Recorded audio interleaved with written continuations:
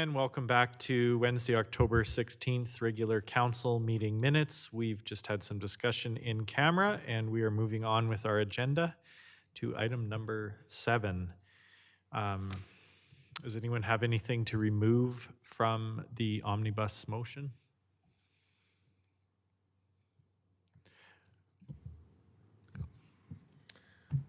Thank you. I would just like to remove number 9.2, just Wheatland Housing, the response letter, please. And then Councillor Montgomery, would you be prepared to make the motion then? Sure. So I will move that council adopt the recommendations of the following agenda reports by an omnibus motion. 8.1, regular council meeting minutes for October 2nd, 2024. 9.1, Alberta Municipalities Energy Program. 2027 natural gas agreement, and 9.3 animal control shelter capacity. Now that the motion is on the floor, is there any discussion? All right, I'll call the question. All in favor? That motion is passed. So we are moving to 9.3, Wheatland Housing Management Body Response Letter. Did I say that? I meant 9.2, Wheatland Housing Management Response Letter. So we could have just like closed the meeting if I hadn't done that?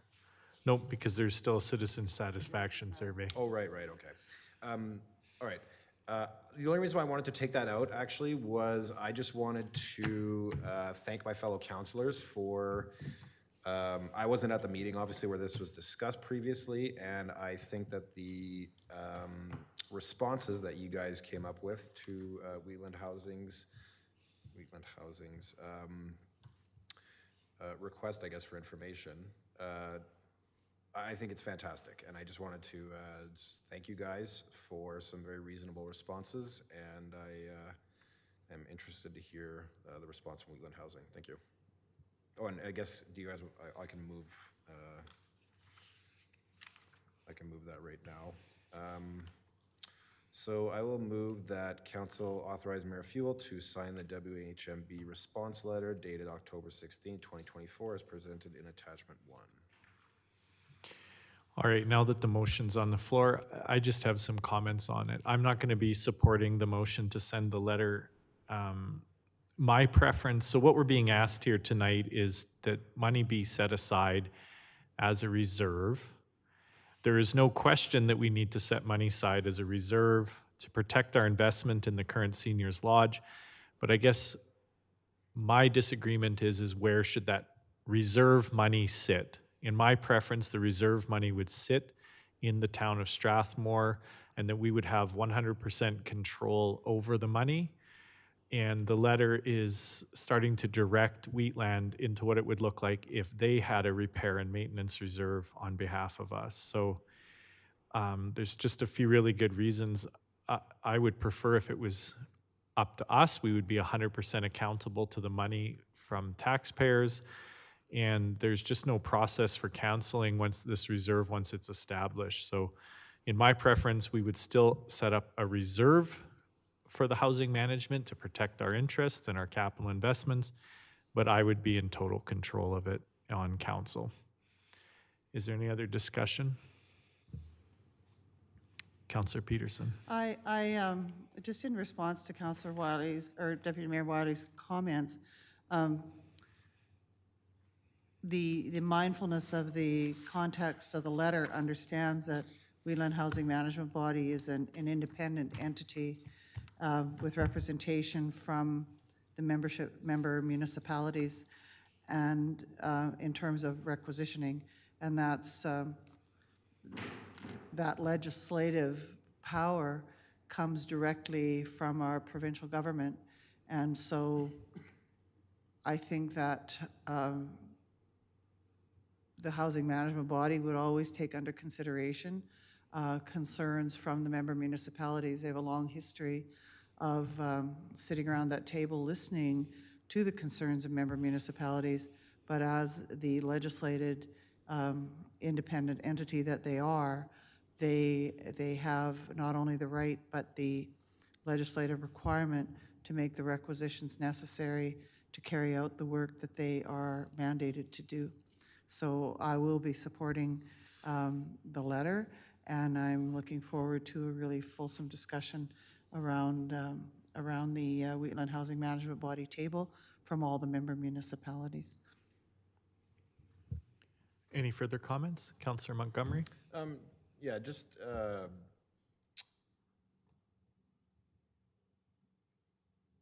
so, you know, I do agree with your sentiments, Deputy Mayor, that, you know, it's always good to be in control of the purse strings, let's say. There are a couple of aspects to our response that do give me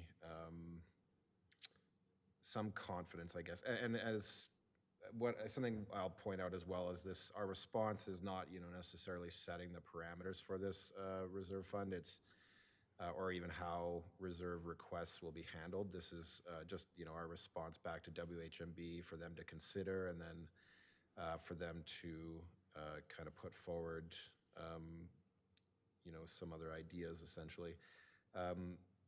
You know, I'll point out, for instance, that, and I'm not trying to change your mind, I'm just, I guess, you know, speaking about the letter itself, but so we do talk in here about how we would like all capital requests to come to council so that we can actually discuss it in an open meeting and vote on it. And that does give me some confidence, I guess, as far as you know, being in control of our purse strings.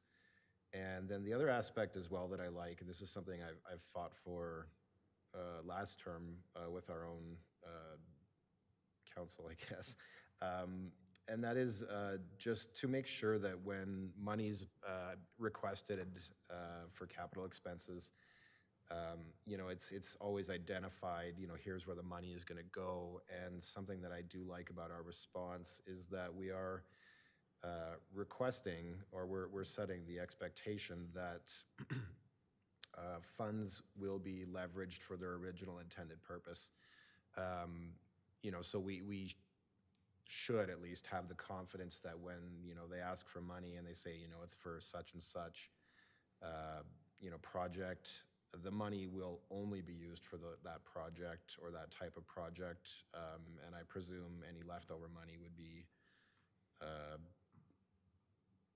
identified and probably hopefully returned to the municipalities. So I'm willing to support this letter to, you know, as far as kind of progressing the process, and I look forward to future discussions, I guess, while we hammer out the details on this. Thank you. Councillor Peterson?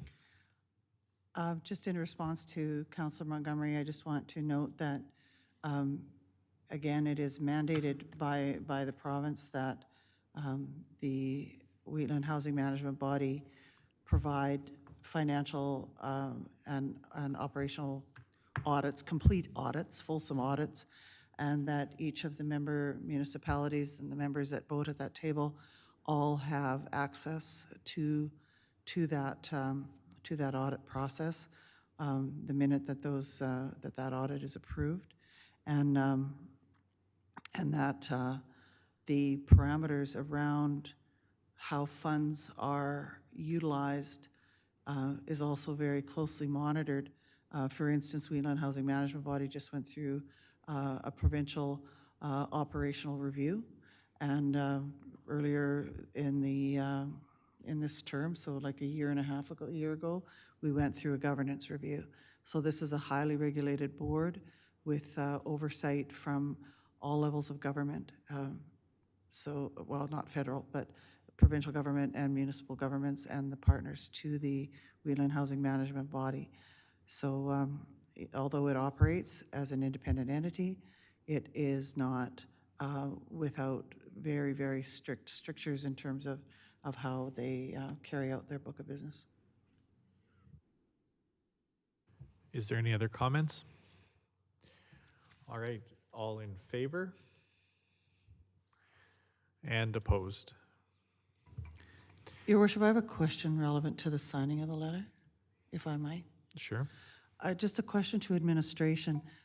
Tomorrow evening, Councillor Wagner and I have a Wheatland Housing Management Body meeting, and we're wondering if we can bring this letter forward, if it's okay to do that. Thank you, Worshiping Council. So you're more than welcome to bring a draft of the letter to the meeting. Conversely, too, we could have the deputy mayor sign the letter if it needs to be in with WHMB tomorrow. If it's okay with council, we would bring the letter forward saying that, that this vote has happened. Yeah. And that it will be signed by the mayor. Yeah, Is that okay? Okay, thanks so much. Okay, that brings us to 9.4, Citizen Satisfaction Survey. Welcome.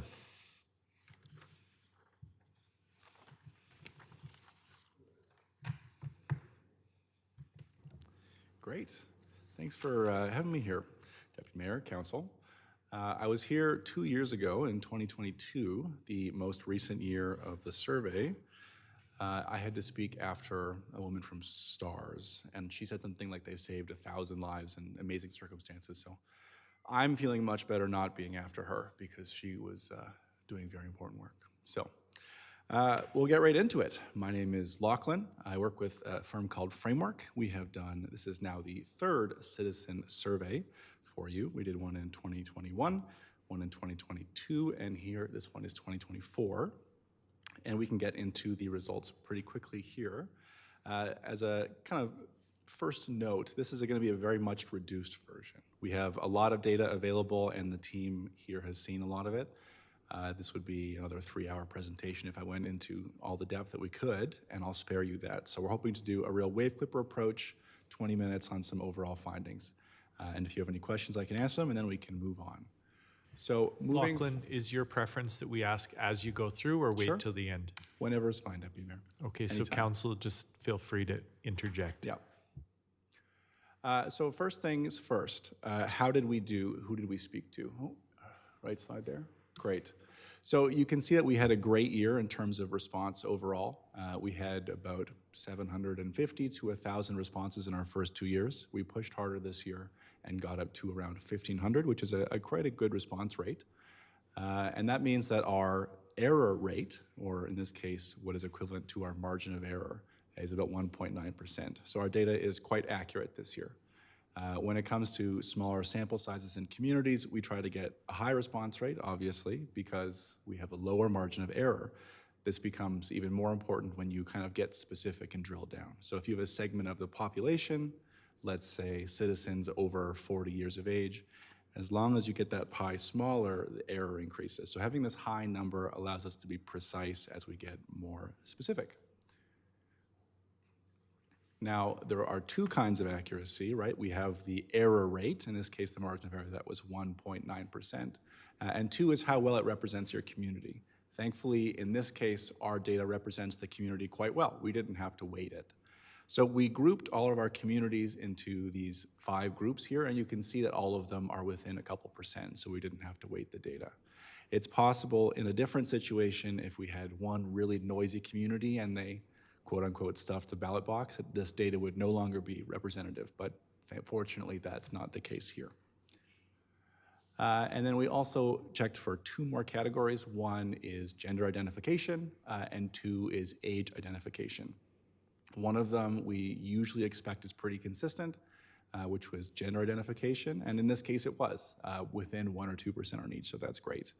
The other one is much harder, which is age representation.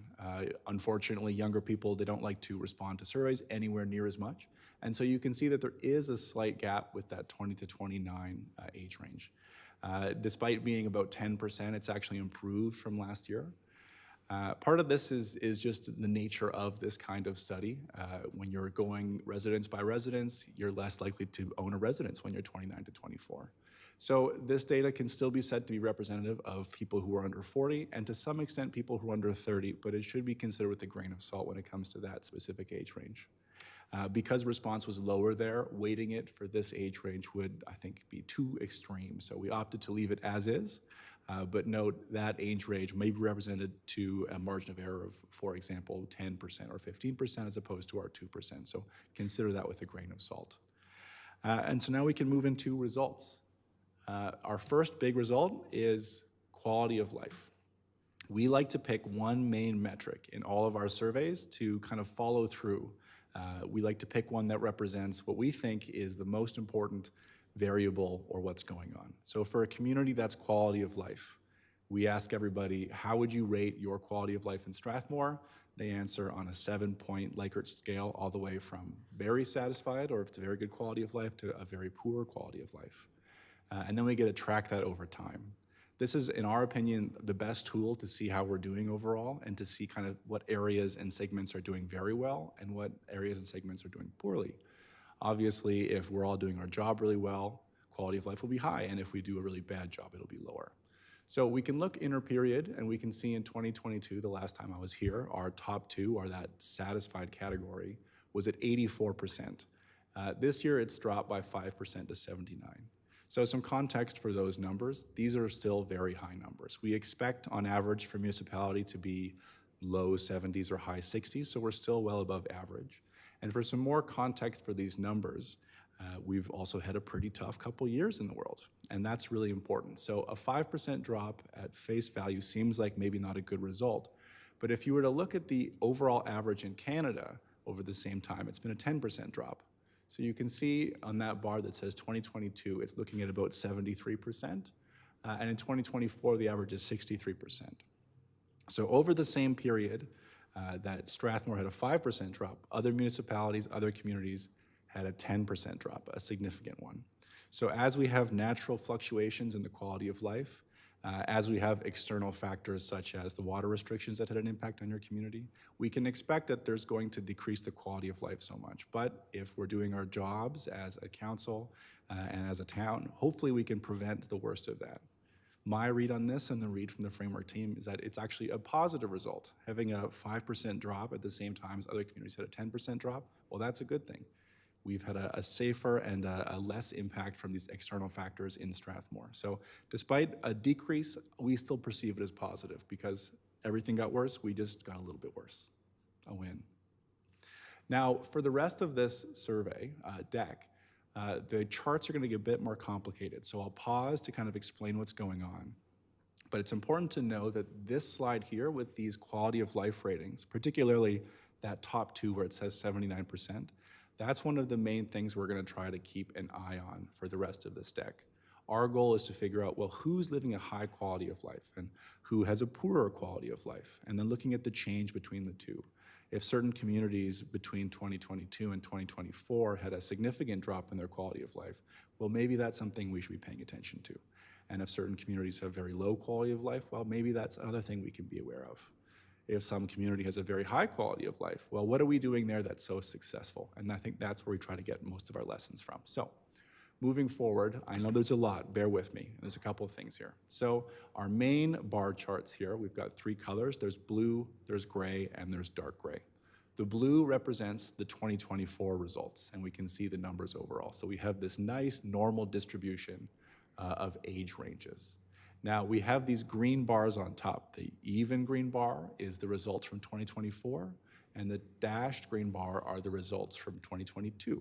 So we can see within most of our demographics, there's been a decrease. Well, that aligns with what we'd expect, but it's not uniform. So our youngest demographic has had an increase. It is a smaller one, so the margin of error will be higher. And then our oldest demographics are 65 plus. Well, they actually haven't changed that much. So perhaps because they have had a larger time to save for retirement, perhaps they own their home, they've got grandkids, maybe they were less impacted by some of these external factors. Whereas our 25 to 64-year-olds had a significant drop.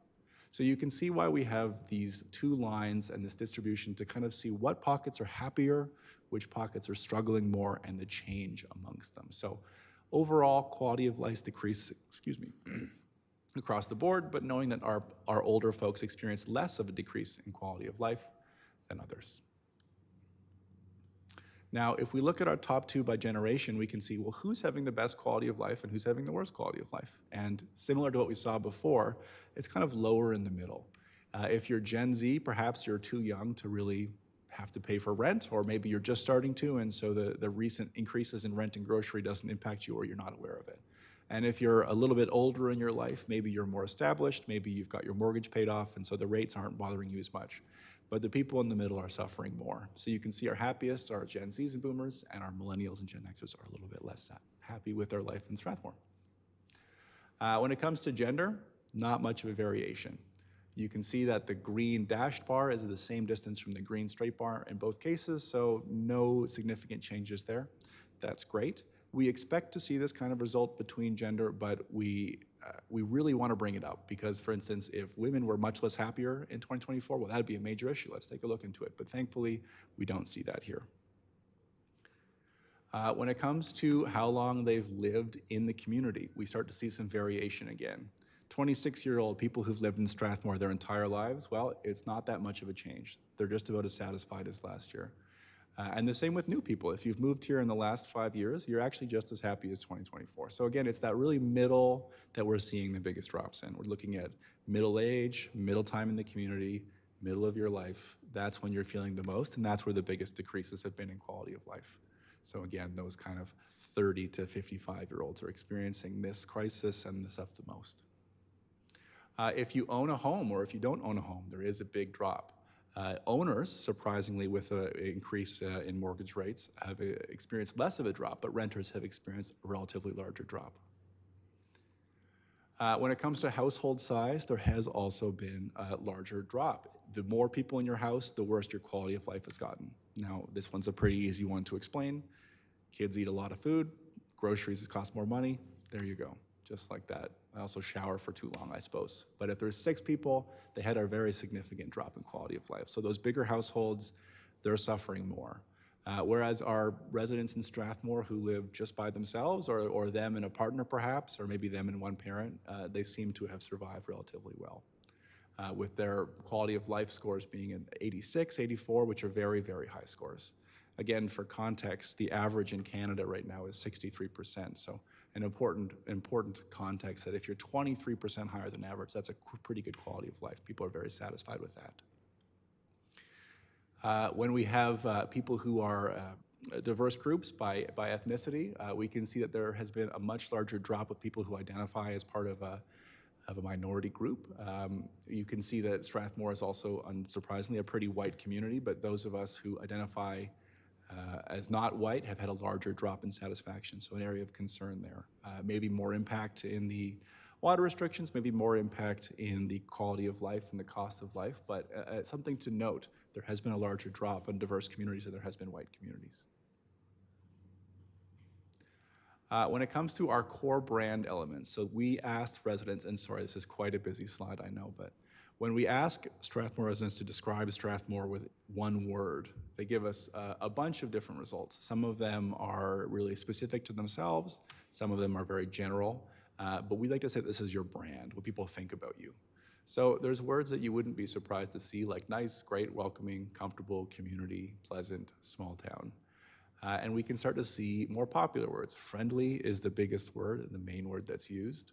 And if people think Strathmore is friendly, well, 91% of them are satisfied. So we can start to think, well, what elements of who Strathmore is and what brand we have should we prioritize? And who is it dropping with? So the folks who are marked that family or family-oriented are the most important parts of being in Strathmore. They had a larger decrease in quality of life.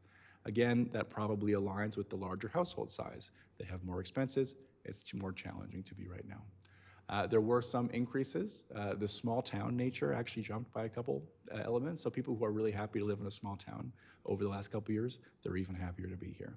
But again, overall, it's really worth noting that these levels, even at their lowest, with family at 73 or growing at 70, that's still higher than the Canadian average at 63%. So your least happy in your top 15 is still a good amount happier than the average Canadian, apparently, which is a win if you ask me. Now, what drives the quality of life? We asked them, explain why you gave us your answer. And then we've had some answers we expect: quiet and peaceful, affordable is actually relatively low this year, small town being friendly, amenities, and you can see all the way down to some negative answers, like if you think Strathmore's unaffordable, well, you're really quite unhappy, at 35%. If you don't like the town council, 45%.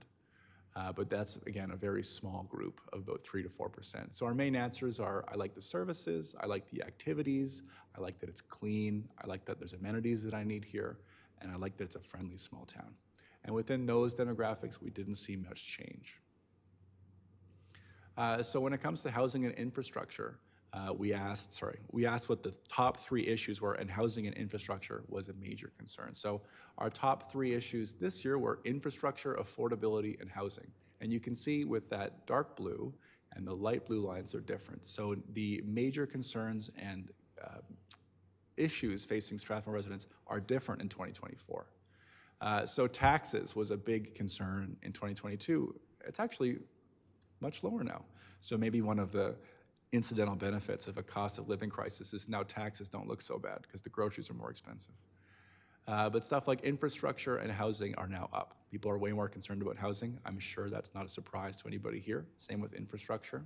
Other increases are road maintenance is higher in 2024 than it was in 2022. And I believe that was also a major concern in 2021. So I wonder if it had a dip and now it's starting to come back. Employment opportunities is down, so perhaps that's increased.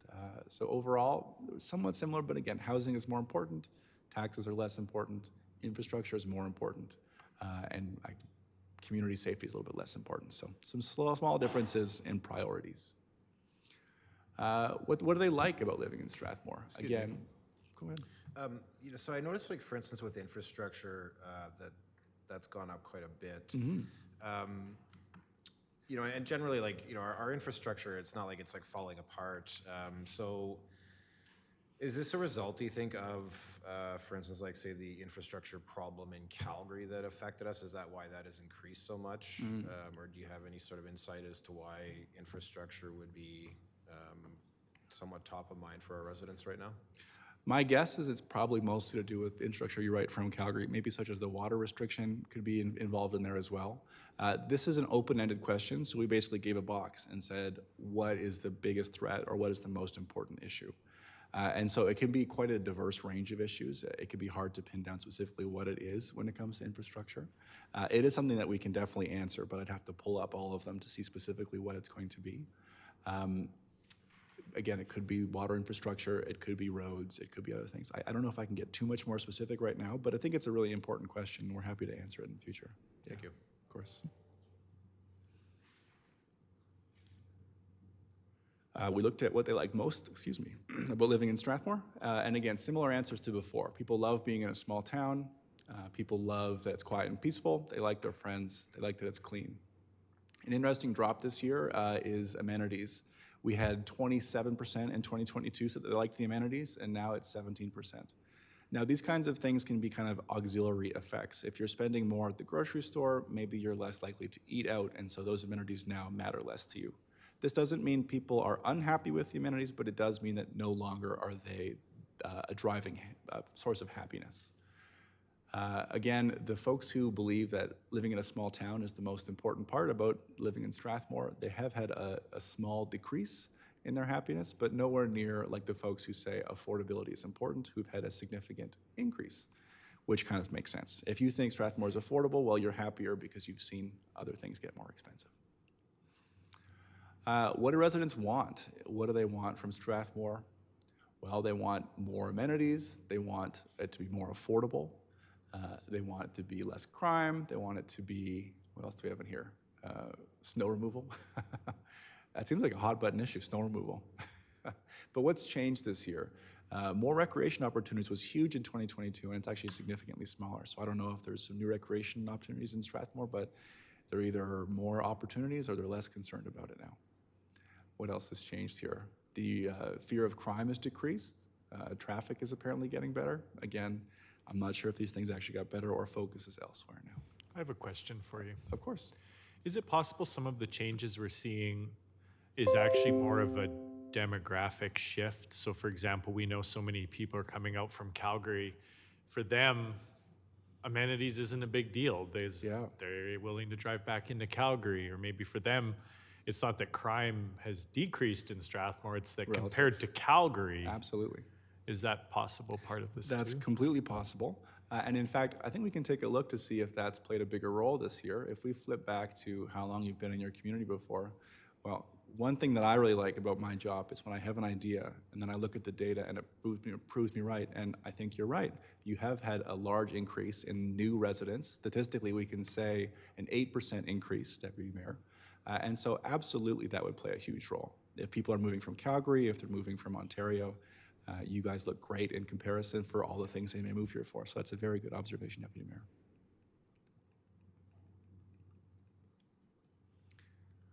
We have something that we call expectation gaps. This is a bit of a calculation here, and I'll try and explain it pretty quickly. Every service group has an importance. We evaluate that importance by what they say to us and how well it correlates with overall quality of life, and it has a satisfaction.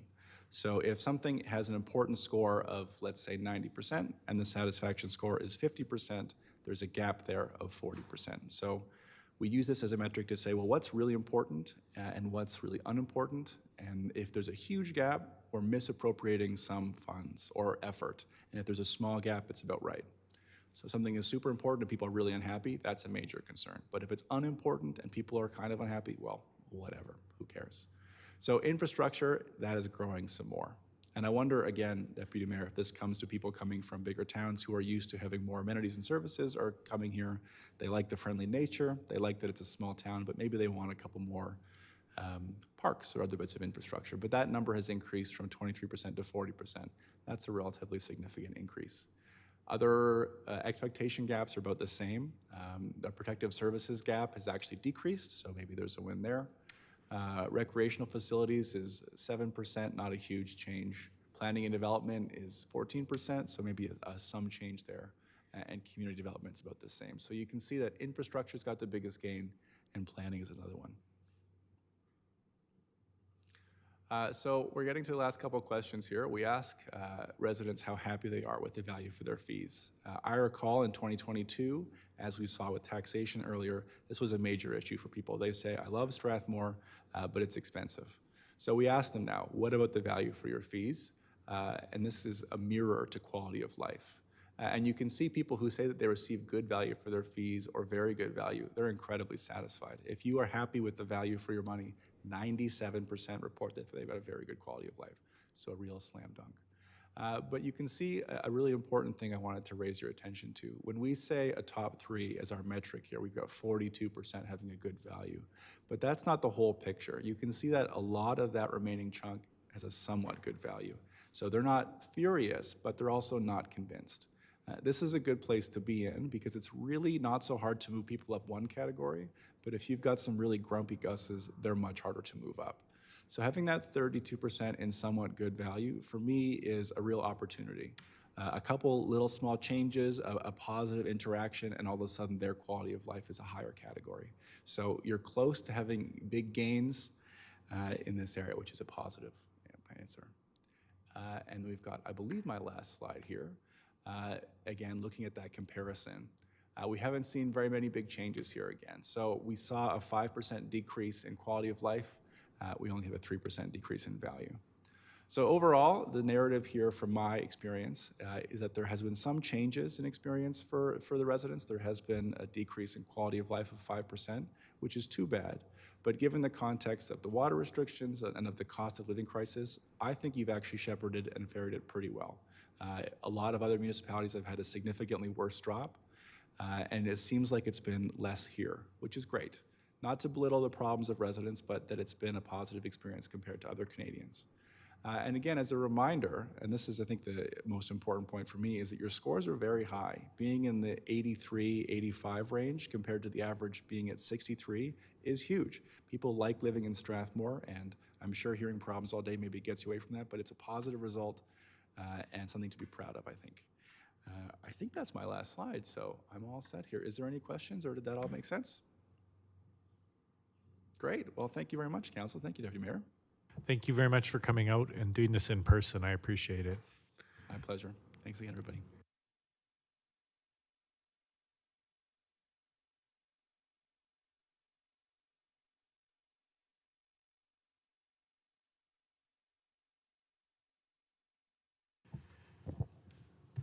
All right, I almost forgot I was chairing. I enjoyed that so much. So that moves us on to item 11, 11.1, questions between councilors and council statements. Is there anything tonight? Seeing none. 11.2, board and committee reports. We're all good. We're still motoring. 11.3, question and answer period, questions for administration.